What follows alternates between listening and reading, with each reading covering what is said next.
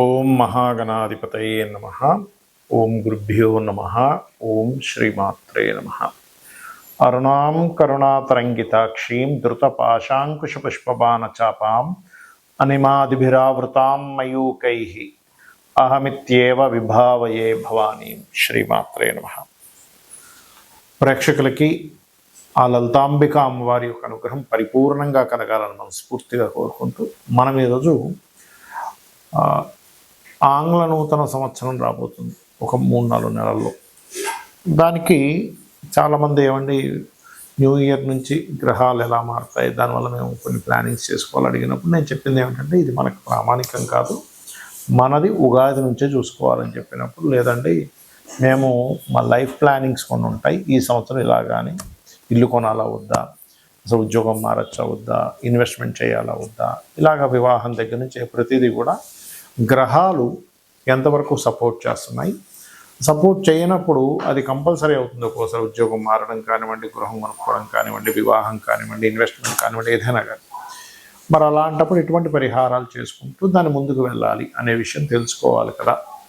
కాబట్టి మీరు కాస్త చెప్పండి అని చెప్పి నన్ను చాలామంది అడగడం వల్ల ఆంగ్ల నూతన సంవత్సరం యొక్క జనవరి నుంచి డిసెంబర్ వరకు ఉన్నటువంటి గ్రహస్థితిని అనుసరించి చెప్పడం జరుగుతుంది. అయితే ఈ విషయాలు చెప్తుంది నేనైనప్పటికీ కూడా చెప్పిస్తుంది సాక్షాత్ లలిత అమ్మవారిగానే భావిస్తే అసలు గ్రహాలు ఎలా మారుతున్నాయి ఈ న్యూ ఇయర్ చూద్దాం. ఇక్కడ చూసుకున్నట్లయితే మనకి నూతన సంవత్సరం ప్రారంభంలో అంటే జనవరి 1వ తేదీకి 1 డిగ్రీలో ఉంటున్నాడు శని. ఎందుకంటే ఈయన వక్రగతి మళ్ళీ ముందుకు వెళ్ళాడు కదా.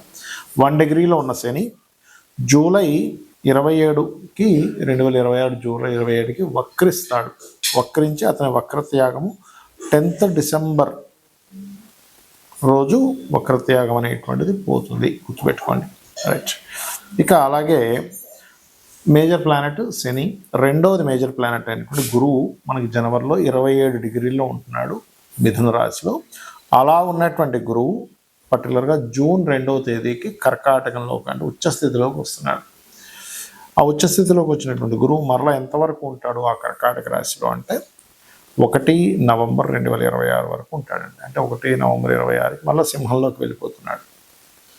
ఎందుకంటే మనకి ఆల్రెడీ 2025 సంవత్సరంలో అక్టోబర్, నవంబర్, డిసెంబర్ మాసాల్లో అతిచారంలో ముందుకు వచ్చి వెనక్కి వెళ్ళాడు ఆయన ఆల్రెడీ. అంటే అక్కడ ఒక 3 నెలలు ఆయన కాంబినేషన్ వచ్చేసింది. సో మళ్ళీ తర్వాత సింహంలో మళ్ళీ వక్రిస్తాడు. That is different thing. అది డిసెంబర్, జనవరి ఆ టైమ్స్లో జరుగుతుంది చెప్పాలంటే. రైట్. ఇక రాహుకేతువులు కూడా ఈ సంవత్సరం ఎప్పుడు మారుతున్నారు ఏమిటి అని చెప్పి చూసుకున్నట్లయితే పర్టికులర్గా ఈ రాహువు కేతువు 25 నవంబర్ 2026 వరకు సింహ కుంభరాశుల్లో ఉంటున్నారు. దాని తర్వాత ఈ కేతువు కర్కాటకంలోకి వెళ్ళడము, రాహు మకరంలోకి రావడం జరుగుతుంది. కాబట్టి ఈ యొక్క గ్రహస్థితిని అనుసరించి ఎవరెవరికి ముందుగా లగ్నమే తీసుకోండి. లగ్నం తెలియదు అనుకున్న వారు రాశి హ్యాపీగా చూసుకోవచ్చు, దీనిలో ఏమీ కన్ఫ్యూజన్ లేదు. లగ్నం ఎవరికి తెలుస్తుంది అంటే టైం ఉన్న వారికి లగ్నం తెలుస్తుంది, టైం లేని వారు రాశి చూసుకుంటారు. కన్యా లగ్నము, కన్యా రాశి, లగ్నం తెలిసిన వారు లగ్నం చూసుకోవచ్చు, లగ్నం తెలియని వారు రాశి చూసుకోవచ్చు హ్యాపీగా. అయితే ఈ కన్యవారికి ప్రస్తుతం సప్తమంలో శని ఉన్నాడు. ఈ సప్తమ శని ఏంటంటే ప్రధానంగా వివాహము లేదా ఇష్టపడిన వారిని వివాహం చేసుకోవాలనే ప్రయత్నము, అందులో మేనమామ లేకపోతే దూరపు బంధువులతో సంబంధం కుదుర్చుకోవాలనే ప్రయత్నం వల్ల కొంత స్ట్రెస్ ఇస్తూ ఉంటాడు. అయితే ఈ శని వక్రిస్తాడండి ఒకసారి. ఎప్పుడు అంటే సరిగ్గా మనకి ఈ యొక్క 27 జూలై 2026 నుంచి వక్రగతిలోకి వెళ్తున్నాడు. అది 10 డిసెంబర్ వరకు ఉంటుంది ఆ వక్రగతి. అంటే మనకి సప్తమంలో మీనంలో ఉండే గురువు శని, గురుస్థానంలో ఉండే శని వక్రించి 6లోకి వెళ్తుంటాడు. అంటే కొంత రాహువుతో సంబంధాలు పెట్టుకుంటాడు. దీనివల్ల ఏమిటంటే వివాహం విషయంలో 2 ఫలితాలు జరుగుతూ ఉంటాయి. ఒకటి, అంతకుముందు అవుతున్న లేట్ అంతా కొంతవరకు క్లియర్ అవుతుంది. ఒక సంబంధం దగ్గర దాకా అనిపించి ఎప్పుడైతే వక్రగతి జరిగినప్పుడు అంటే ఎప్పుడు 27 జూలై నుంచి 10 డిసెంబర్ 2026 టైంలో ఇంకేముంది అయిపోద్ది అనుకొని అంటే 27 జూలైకి ముందు ఏదైనా సంబంధం చూసాం, 27 జూలై వచ్చేసింది అంటే మీరు ఏదైనా సంబంధం ఓకే చేసుకుంటే 27 జూలై లోపలే చేసుకోండి. దాని తర్వాత ముహూర్తాలు పెట్టుకుందామంటే అది వెనక్కి వెళ్ళిపోద్ది మళ్ళీ. ఎందుకు? సప్తమంలో వక్రించిన గురువు. అలాగే 6లో ఉండే రాహువు 25 నవంబర్ వరకు ఉన్నాడు కాబట్టి శత్రుభయ జయాన్ని, కాంపిటీషన్లో గెలుపులు, వీటన్నిటికీ శక్తిని ఇస్తున్నాడు మీకు. కాకపోతే ఎప్పుడైతే పంచమంలోకి వస్తాడో 25 నవంబర్ నుంచి కొంచెం గర్భవతులు జాగ్రత్తగా ఉండాలి. కానీ సినిమా ఫీల్డ్ వాళ్ళకి చాలా మంచిది పంచమరాహు. సినిమా ఫీల్డ్ వాళ్ళకి, రాజకీయ నాయకులకి, కన్యా లగ్నంలో ఉన్నటువంటి రాజకీయ నాయకులకి చాలా చాలా మంచిది పంచమరాహు అనేటువంటి, దానికి ఏం ప్రాబ్లం లేదు. అలాగే మరి గురువు దశమంలో ఉన్నాడు, ఈ లగ్నానికి బాధకుడు, అంటే ఉద్యోగ అవకాశాలు వస్తాయి మీకు, మీ జీవిత భాగస్వామికి ఏదైనా కొత్తగా నేర్చుకోవడానికి. అది కానీ మనకి జూన్ 2వ తేదీ నుంచి ఏకాదశంలోకి వస్తున్న గురువు చాలా మంచివాడు. మంచివాడు అంటే ఏం చేస్తాడు అక్కడ అంటే సంతానం విషయంలో కొంత గ్రోత్, అలాగే అన్ని రకాల లాభాలు, లాభస్థాన గురువు కదండి, అన్ని రకాల లాభాలు ఇస్తూ ఉంటాడు మీకు. నవంబర్ 25వ తేదీ నుంచి ఎప్పుడైతే కేతు మారుతున్నాడో 12 నుంచి ఏదైనా ఇన్వెస్ట్మెంట్ చేయదలుచుకుంటే నవంబర్ 25 తర్వాత పెట్టుకోవడం మంచిది 2026 సంవత్సరంలో. అయితే మీరు చేయవలసిన దేవతారాధన కూడా వెంకటేశ్వర స్వామి ఆరాధన, కాళీ ఆరాధన, చండీ పారాయణం ఎక్కువగా చేస్తూ ఉండండి, అన్ని విధాలు బాగుంటుంది. మనం జీవితంలో ఎంతో కష్టపడుతున్నా, నిజాయితీగా న్యాయంగా ఉన్న, ఒకరిని ఇబ్బంది పెట్టకపోయినా, ఎంతో హానెస్ట్గా ఉన్నా ఇబ్బందులు పడుతూ ఉంటాం. మనకు అర్థం కాదు ఏమిటిది, నేను ఎంతో మంచివాడిని కదా, ఎవరిని ఇబ్బంది పెట్టట్లేదు కదా, ఎంతో తెలివిగా ఉన్నాను కదా, అయినా నాకు ఎందుకు అవకాశాలు రావట్లేదు, నాకెందుకు ఇంత ఇబ్బంది ఉంటుంది అంటే మనకి జ్యోతిషాస్త్రం కర్మ సిద్ధాంతం. అంటే నువ్వు ఏ కర్మనైతే చేసావో ఆ కర్మ నువ్వు అనుభవించాలి, ఇంకోరు అనుభవించేది లేదు. కొన్ని ఉంటాయి, తల్లిదండ్రులు వంశం అనుభవిస్తూ ఉండదు, కొన్ని దేవతా శాపాలు, కొన్ని పిశాచ బాధలు, ఇలా కొన్ని ఉంటాయి.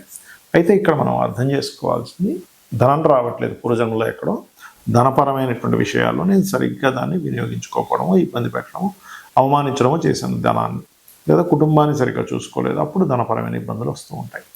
అలాగే అంటే కుటుంబ సభ్యుల్లో ముఖ్యంగా అన్నదమ్ములతో గొడవలు కానివ్వండి, మాతృపితృ అంటే తల్లిదండ్రులతో గొడవలు కానివ్వండి, లేకపోతే వివాహం అవ్వకపోవడం కానివ్వండి, పెట్టిన ఏ ఇన్వెస్ట్మెంట్ అయినా కలిసి రాకపోవడం కానివ్వండి, విదేశాలకు వెళ్ళాలని ప్రయత్నం చేస్తుంటే కుదరట్లేదు అనుకోండి, ఇలా ఏ కష్టమైనా ఒక ఎత్తు అయితే ధనపరమైన కష్టం మరింత ఇబ్బంది. ఎందుకంటే ఇవన్నీ కూడా ధనం ఉంటే వస్తాయి, ధనంతో మూలంగా ఉంటాయి. ఎందుకంటే కుటుంబము, ధనస్థానము రెండూ కూడా చాలా బలమైనటువంటి, మంచి కుటుంబం ఉందా మనిషి హ్యాపీగా ఉంటాడు, మంచి ధన సంపాదన ఉందా హ్యాపీగా ఉంటాడు.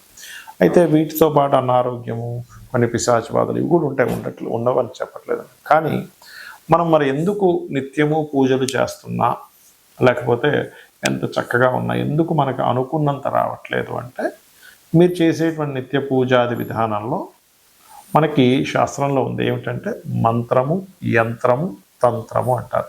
అంటే మంత్రం అంటే ఏమిటి, మీరు ఏదైతే లలిత సహస్రనామాలు చదువుతున్నారో, విష్ణు సహస్రనామాలు చక్కగా భక్తితో చేస్తున్నారు, ఏ అష్టోత్తరం, లక్ష్మీ అష్టోత్తరం ఏదైనా చేస్తున్నారు, అది మంత్రం. తంత్రము అంటే ఏ పుష్పాలు, ఏ ద్రవ్యాలతో చేస్తున్నారు. మనకు శాస్త్రంలో మన కామ్యం నెరవేరడానికి ఒక్కొక్క ద్రవ్యం చెప్పారు. కొంతమంది అక్షింతలతో చేస్తే, మరి కొంతమంది ఎర్రటి పుష్పాలతో చేయండి, లేకపోతే ఫలానా పదార్థాలతో హోమం చేయండి, మీకు శత్రు బాధలు ఉన్నాయంటే ఇలాగా మిరపకాయలతో చేయండి, లేకపోతే మిరియాలతో చేయండి అని చెప్తూ ఉంటారు. అది ద్రవ్యం. సో తంత్రం, తాంత్రికం అంటే అది. ఇక యంత్రము ఎంత గొప్పదంటే మనకి మన యొక్క కర్మని కంట్రోల్ చేసేది ఉంటుంది. అయితే మనకి మార్కెట్లో కామన్గా ఇలాంటి యంత్రాలు మనకి చక్కగా లభిస్తుంటాయి, తెచ్చుకుంటారు, పూజించుకుంటుంటారు. ఈ యంత్రానికి ఉన్న శక్తిని బట్టి అంతవరకు దాని ఫలితం ఇస్తుంది. అయితే మనకి శాస్త్రంలో చెప్పింది ఏమిటి అంటే, ఈ రకంగా ఈ ప్యూర్గా లేనట్లయితే అది అంత ఫలితం ఇవ్వదు. ప్యూర్గా ఉండాలి ఎప్పుడు కూడా. మనకి ఎనీ ప్రోడక్ట్ చూడండి, అది ప్యూర్గా ఉందా లేదా, అది ఎంతవరకు బలం చూపిస్తుంది అని చూస్తూ ఉంటాం కదా. ప్యూరిటీకి ఎక్కువ నాణ్యత, ఎక్కువ కాలం మనడము, దాని ఎనర్జీ ఎక్కువగా ఉండడం జరుగుతుంది, మన అందరికీ తెలుసు. ఆర్గానిక్ ఫుడ్ కానివ్వండి, మనం వాడే ఏ వస్తువు అయినా కానీ, ఒక లెదర్ బ్యాగ్ కానివ్వండి, అన్నీ కదా. అలాగే శాస్త్రంలో వెరీ క్లియర్గా ఇలా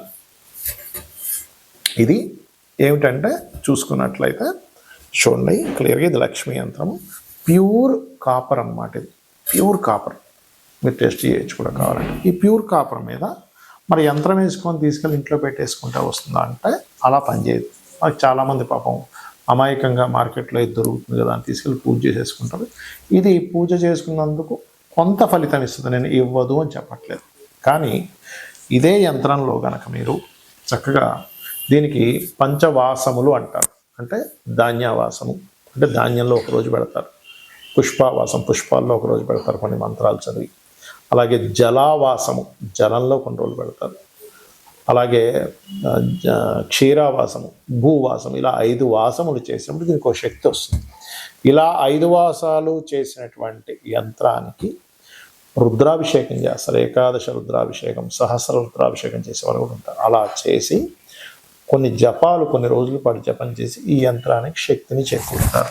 ఈ పద్ధతి మనకి ఆలయాల్లో పెడుతూ ఉంటారు. మీరు గమనించండి, ఇప్పుడు మనకు మన రాముడి విగ్రహం పెట్టేటప్పుడు కూడా కొన్ని వేల సంఖ్యలో, కొన్ని లక్షల సంఖ్యలో జపం చేసి దానికి పెట్టారు.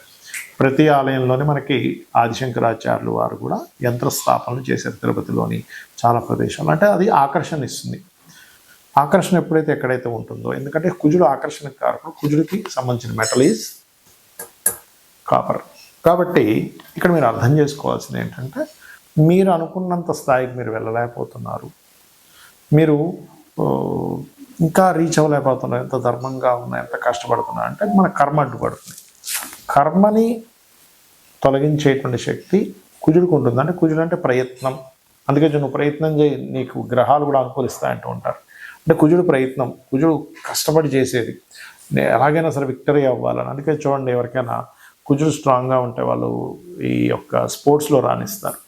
శని ఏంటంటే కర్మకారకుడు, ఆయన మనకేం శత్రువు కాదు, మన కర్మ మనకు అందిస్తున్నాడు. మనం ఒక రక్షణ కవచంగా మనం ఏర్పరచుకోవాలంటే మంత్రం, తంత్రం, యంత్రం. సో ఈ యంత్రాన్ని పెట్టుకొని మీ గోత్రనామాలతో చేయించుకొని మీరు కనుక ఇంట్లో పెట్టుకొని మీరు కనుక దానికి రోజు నిత్య అనుష్ఠానం అంటారు, పొద్దున్న సాయంత్రం చక్కగా పూజ చేసుకోవడము, దానికి నైవేద్యం కొబ్బరికాయన కొట్టచ్చు. పంచోపచార పూజ, ఏదో పెద్ద పెద్ద పూజలు ఏం అక్కర్లేదు, చక్కగా పంచోపచార పూజ అంటే గంధము, పుష్పము, అదేవిధంగా నైవేద్యము, ధూపం, దీపం, భక్తి శ్రద్ధలతో కనుక చేయగలిగితే మీరు పడేటువంటి కష్టానికి ఫలితం ఉంటుంది, గుర్తుపెట్టుకోండి. అయితే ఇక్కడ ఏంటంటే మనం తీసుకునేటువంటి యంత్రం దాన్ని ఎంత ఇదిగా క్రియేట్ అవ్వాలి. ఇప్పుడు చూడండి, ఒక సిమ్ కార్డు ఉంది, మనం వెళ్ళి సిమ్ కార్డు కొనేసుకొని మనం ఫోన్లో పెట్టుకుని పనిచేయదు. ఎందుకు పనిచేయదు? దాన్ని అది యాక్టివ్ అవ్వలేదు. సరే, యాక్టివ్ అయ్యింది, మంచి సిమ్ కార్డు తీసుకోవాలి. అంటే అలాగా మంచి సిగ్నల్స్ వచ్చే కంపెనీ తీసుకుంటాం, లేకపోతే సిగ్నల్స్ సరిగ్గా రావు.